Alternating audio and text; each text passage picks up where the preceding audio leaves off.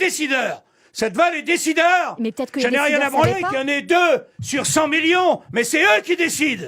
Donc je te parle des décideurs.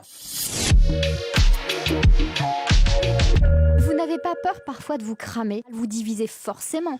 Vous allez sur des terrains qui ne sont pas forcément conquis. Bien sûr qu'il faut être sur la tangente, sur le fil de rasoir. Je voudrais revenir sur un mot, quand on dit, tu sais, la fameuse théorie du complot, là. Il faut arrêter, quoi, avec ce mot, quoi. Faudrait le bannir. Hein, c'est un complotiste.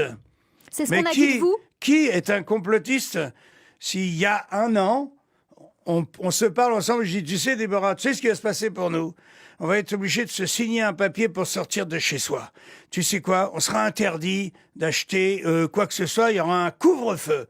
Et on va nous obliger à faire des trucs pour une maladie qui, en fait, tue entre 0,3 et 0,5% de ceux qui sont infectés. Eh bien, on va t'infliger une torture telle que tous les petits commerçants, tous les bars, toutes les brasseries vont mourir de faim. Tu vas dire, mais t'es un complotiste. Et puis là, je te le redis, aujourd'hui, tu vas me dire, ah bah oui, c'est vrai, t'avais raison. Quand on dit qu'on est complotiste, c'est par rapport à des faits qu'on récuse. Oui, mais ceux qui ont senti venir ces trucs-là, on les a traités de complotistes. Je vais te donner un autre exemple parce que manifestement tu ne comprends pas. Non, mais j'interroge. C'est normal, tu es une femme. Je ne t'en veux pas. Hein. C'est facile. Déjà, donner un autre exemple. Il y a un mec qui tout d'un coup, contre tous les scientifiques de l'époque, a dit « Je pense que la Terre, en fait, elle n'est pas plate. Je pense qu'elle est ronde. » Complotiste. Hein? Théorie du complot. Brûlé sur le bûcher. Et puis, à la fin, on dit, ouais, finalement, elle est ronde. Schopenhauer, écoute bien, disait, la vérité passe par 3 étapes. Elle est d'abord raillée, contredite, moquée, théorie du complot. La deuxième, elle est carrément attaquée, jusqu'à la mort, s'il le faut. Et la troisième étape, c'est qu'elle est finalement admise comme ayant été toujours une évidence. Voilà le chemin de la vérité. Simplement, par exemple, quand je parle, si je suis un conspirationniste, quand je dis que nos gouvernants ont fait tout et leur contraire, quand les scientifiques, à chaque fois je fais un petit geste, nous disent « il ne faut pas porter de masque, c'est dangereux ».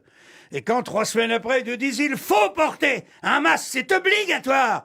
Qu'est-ce qu'on peut penser? Est-ce qu'il y a quelque chose de complotiste là-dedans? Non, mais qui sont paumés.